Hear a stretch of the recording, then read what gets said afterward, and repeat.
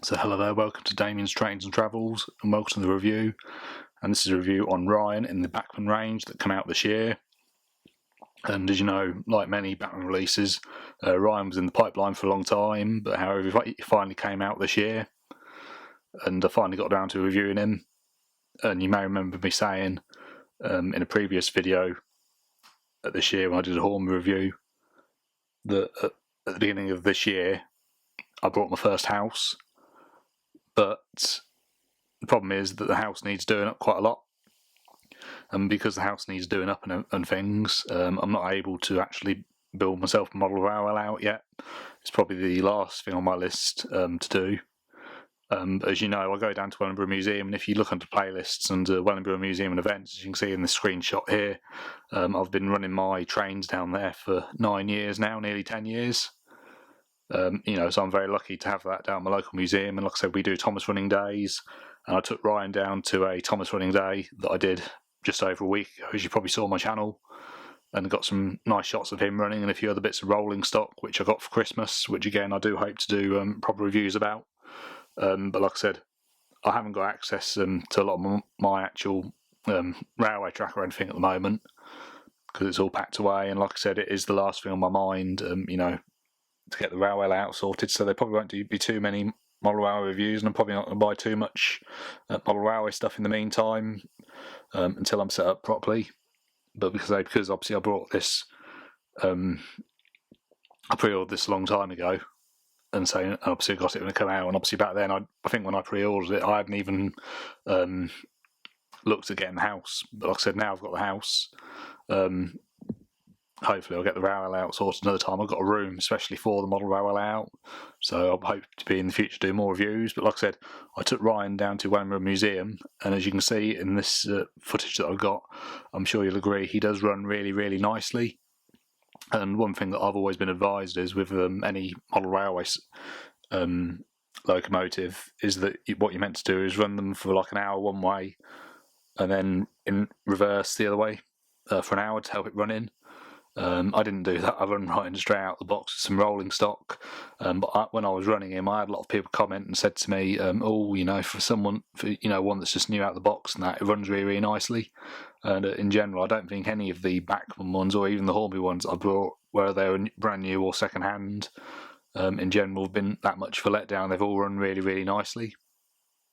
So here's a better look at him running at Wellingborough Museum, and so I've got a lot of footage.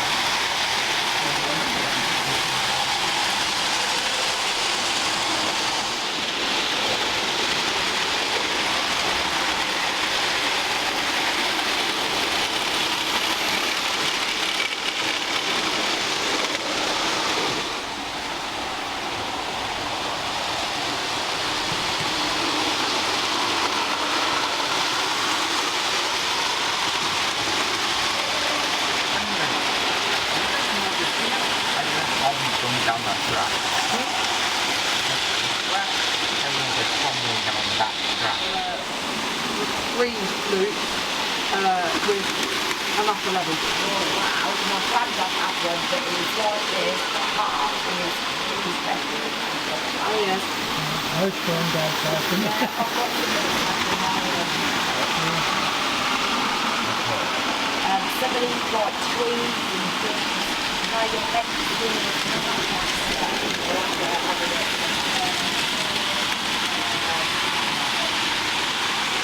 So you just put it there as if it's being worked on. And then swap that one, that's actually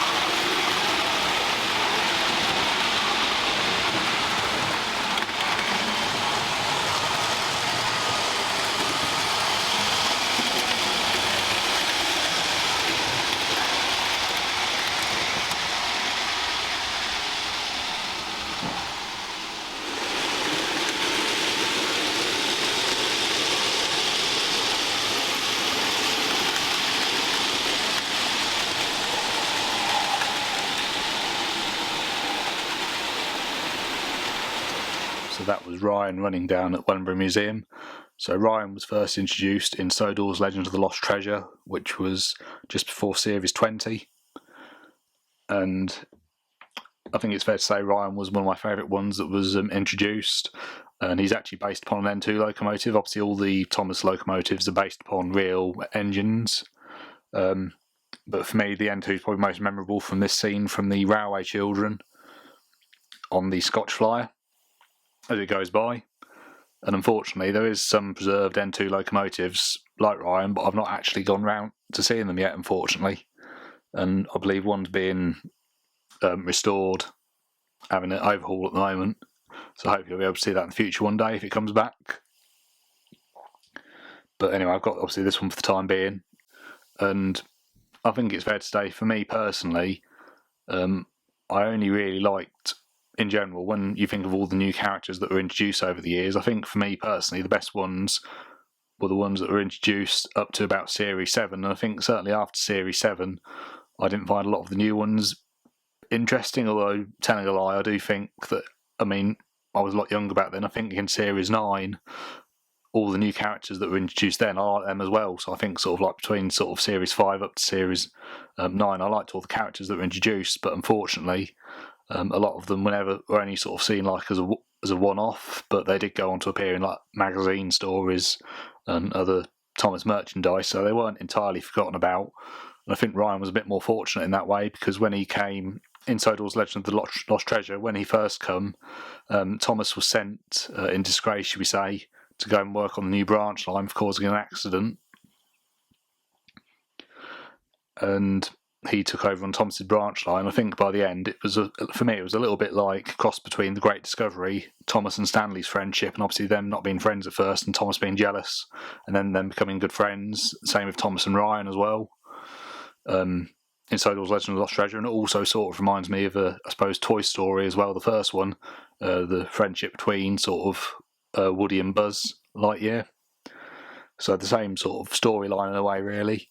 But, you know, there's nothing wrong with that. I mean, it was nice. And I mean, for me personally, I liked Sodor's Legend of the Lost Treasure, not just because of Ryan, but in that you had a lot of other characters like the Pack and Donald Douglas and things like that returning and playing, a major part.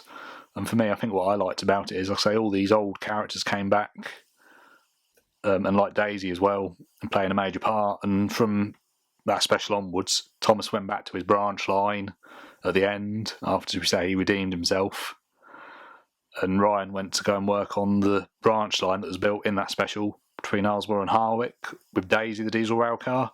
And again, Daisy had been absent for many, many years. In fact, it had actually been 10 years, because she'd been in Calling All Engines, which was the special 10 years previous to that. And with Sodor's Legend of the Lost Treasure, that was when the 70th anniversary of the Railway series came out. So that was to celebrate that. And obviously 10 years before that, obviously 60 years, was when Calling All Engines came out. And again, I liked Calling All Engines because a lot of characters, again, that hadn't been seen for a long time returned and played a fairly major part. And, as well as the storyline, I think for me, particularly obviously with Thomas, seeing all the different characters, for me, makes it just that bit more special as well as the storyline. But I think the storyline, particularly Sodor's Legend of the Lost Treasure, was quite good. Although, as I said before, I wasn't as keen on the CGI animated series as the model series of the show. And Ryan was only in the CGI animated series. He was never in the model series of the show. But as I said before, characters like the narrow gauge engines, for example, they were a lot more detailed in the CGI animated series and what they look like in real life, because obviously they're all based upon engines on the Talcum Railway in Wales, where I've actually been to. Like I said, they're all based on real engines, so the detail was a lot better. And I think, again, looking at this model of Ryan, the detail is absolutely superb. Like where they've put all of his, like the pipes and things like that. And also, if you look along Ryan's front, he's got some rivets on his front buffer beam along the top, and on the back he doesn't. But on this model, they've got the rivets on the front, and again, the back of him looks exactly spot on as well, and all around all the detail, and also his nameplate as well, with his name engraved on it as well. Again, looks just like it does in the CGI series. So looking at this model of Ryan, I think it's fair to say that he is, very well detailed and spot on to what he looked like in the show. I mean, you could also say, I mean, obviously looking at other people's reviews, there's other things like the more technical parts of the model aren't quite so spot on. And I think one thing for me that does let this down is that and the first thing I noticed that I think was a bit of a letdown was the cab, because you can see into the cab and then it's all flat along the top, and in my opinion it should have dropped down so there was more of a floor. And obviously if you're a keen modeler and you wanted to add a crew, you could do, but obviously because of how it's been done, and like I said, you can see this large block along the middle of it, so for me that is, the inside of the cab's a bit of a letdown. But also as well, going back to obviously a more positive note on this model, what I did like was the face. When I first saw it, I thought, because Ryan, in my opinion, well, Ryan's got like two types of faces. He's got one where he shows his teeth, and one where it's just the smile, like which they've used on this one. And I was sort of hoping that they'd use his teeth type smile, like you can see in his promotional photo here. But they didn't use that one. However, I think when I saw this running, because as well with this model, the eyes move from side to side, and when I saw this model and the eyes moving round, for me it changed my whole concept completely. And I thought to myself, you know what, this face actually does look really good on Ryan again. It does look spot on to what it looks like in the TV series. So one thing that I didn't think I was going to like about the model, mainly his face, I did actually come round to liking in the end once I saw the model running. And also as well, there's obviously a fairly popular YouTube channel you all know called Sam's Trains, and he's actually watched some of my videos and commented the past, and vice versa. I've even had some of my stuff featured on his channel before, as I mentioned before. But he was mentioning about the packaging, and I do agree with what he says about the packaging. It's not fantastic, and unfortunately Sam's model got damaged by the packaging.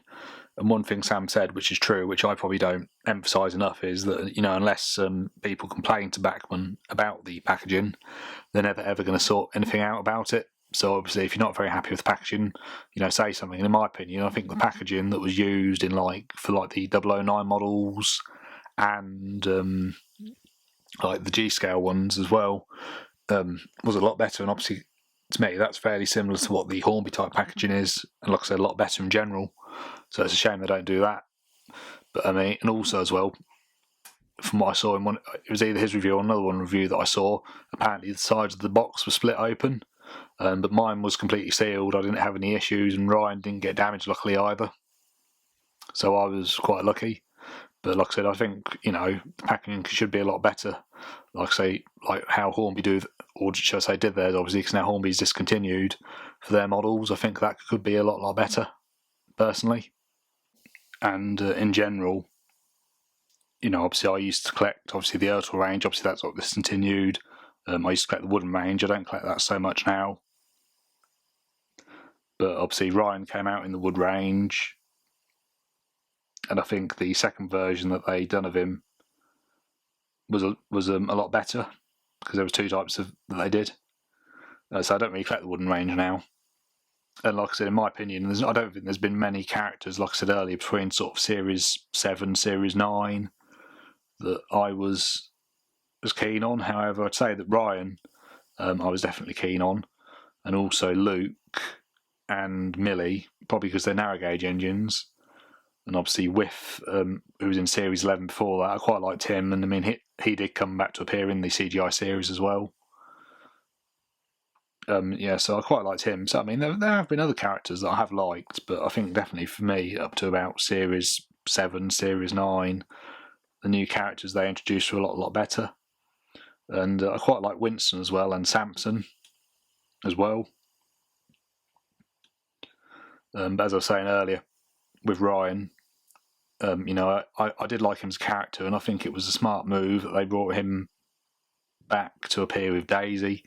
And in my opinion, Daisy and Ryan were, quite a good sort of, I suppose, double act, in a way, bouncing off of each other. And like I said, Daisy was one of my favourite characters who hadn't appeared for a long time, so it was nice to see her come back as well and appear in more main parts as well. Another thing about Ryan is, obviously you can see on the side, it says GNR, which is Great Northern Railway. and he was actually designed by Sir Nigel Gresley. So technically, Ryan's actually related to Gordon Spencer and the Flying Scotsman, but you never see them you never see them together in an episode. However, the Flying Scotsman did appear in Journey Beyond Sodor, and Ryan, Spencer, and Gordon, not the Flying Scotsman, but Gordon, Spencer, and Ryan all appeared in this scene together, which showed literally every single engine on the island of Sodor. So, I would like to think that Ryan did appear with them, but like I say, we never see them speaking with each other. But it'd be interesting to see them four interact with each other. But like I say, I like to think that they have appeared together, like I said, even if it was only in Journey Beyond Sodor. So, as I was saying, for me, this is definitely the better or the best version of Ryan that I've seen that's been released of Ryan. And like I said, I used to collect the Ertl ones, but like I said they were discontinued. But in my opinion, they were the most detailed, although sometimes scale was a bit of an issue with some of them. But on the whole, I think they were a lot detailed and a lot better than what's out now. And, I count myself very lucky to grow up in the era that I grew up with models. And one thing about Ryan is he's actually the first 062 tank engine that's been released in the Bachmann range, and probably the first, in fact he is actually the biggest tank engine that has been brought out as well in the range. Obviously ones like, for example, Arthur were bigger, but Arthur wasn't released in this range, although I would have liked to have seen him. Something else that was very interesting as well was that in the film Sodor's version of The Lost Treasure, Ryan was actually voiced by a famous actor called Eddie Redmayne, but he was only voiced by him in that. After that, he was voiced by Stephen Kinman, who voiced Duck and a few other characters. But if I was to give this Ryan a score, I mean, like I said, for me, the cab was a bit of a letdown. And obviously I've seen other people's reviews and they talk about the technical details and things like that. And also, I mean, I noticed in one of the reviews they spoke about his wheels and that, but I didn't have an issue with the wheels, and it does run really nicely for me. So, all things considered, I think I'm going to give him a 9.5 out of 10, because for me he is, a very good model, and I certainly recommend you get him, but not quite there to give a 10 out of 10. But that's my review on Ryan, and if you've got any questions you'd like to ask, please comment below. Thank you very much for watching, and goodbye.